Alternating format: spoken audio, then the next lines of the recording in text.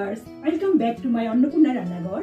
তো অন্নপূর্ণা রান্নাঘরে আজকে আমি নিয়েছি একটা চিংড়ি মাছের রেসিপি। চিংড়ি মাছের ভুনা করবো আজকে, খুব সহজ পদ্ধতিতে আপনাদের সাথে আমি শেয়ার করছি।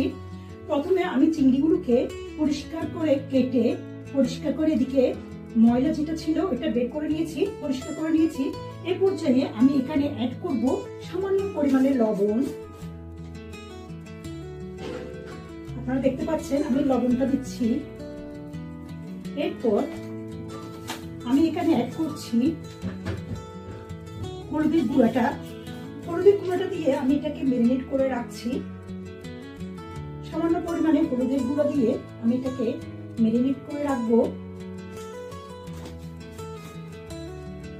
আপনারা দেখতে পাচ্ছেন আমি এগুলো একটু হাত দিয়ে এবার আমার মাখানোটা হয়ে গেলে আমি এই শুকনো জিনিসগুলোকে একটু রোস্ট করার জন্য, তো এখানে আমি নিয়েছি, আপনারা দেখতে পাচ্ছেন কি কি নিয়েছি।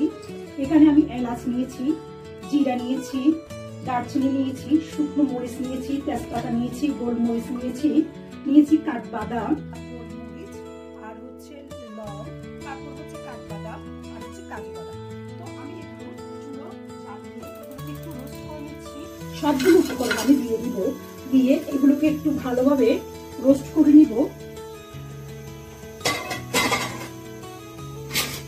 এগুলো রোস্ট হতে দিয়ে এই চুলার মধ্যে আমি দিয়ে দিচ্ছি তেল। এ পর্যায়ে আমার এটা রোস্ট করা হয়ে গেছে। আমি এটা একটু ঠান্ডা হয়ে যাওয়া পর্যন্ত অপেক্ষা করব। আর এই চুলার মধ্যে আমি চিংড়িগুলোকে ফ্রাইয়ের জন্য আস্তে আস্তে করে দিয়ে দিচ্ছি। পর্যায়ে আমার চিংড়িগুলো হয়ে গেছে। আমি একটা একটা করে চিংড়ি তুলে নিচ্ছি। এখন যে তেলটা আছে ওই তেলটার মধ্যে আমি এখানে যে তেলটা আছে ওখানের মধ্যে আমি পেঁয়াজটা দিয়ে দিব। এবার আমি পেঁয়াজটা ভালোভাবে ভেজে নিচ্ছি। এখানে আমি একটু আদা রসুনের পেস্ট দিচ্ছি। আপনারা দেখতে পাচ্ছেন আদা রসুনের পেস্ট আমি 1 চামচ পরিমাণে দিয়েছি। এরপর আমি আবারও নাড়তে থাকবো।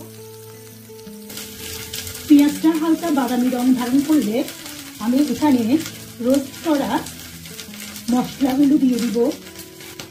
যেটা আমি চুলায় রোস্ট করেছি ওই মশলাটা আমি দিয়ে দিচ্ছি। এটা আমি ব্লেন্ডারে ব্লেন্ড করে নিয়েছিলাম। এরপর আমি এখানে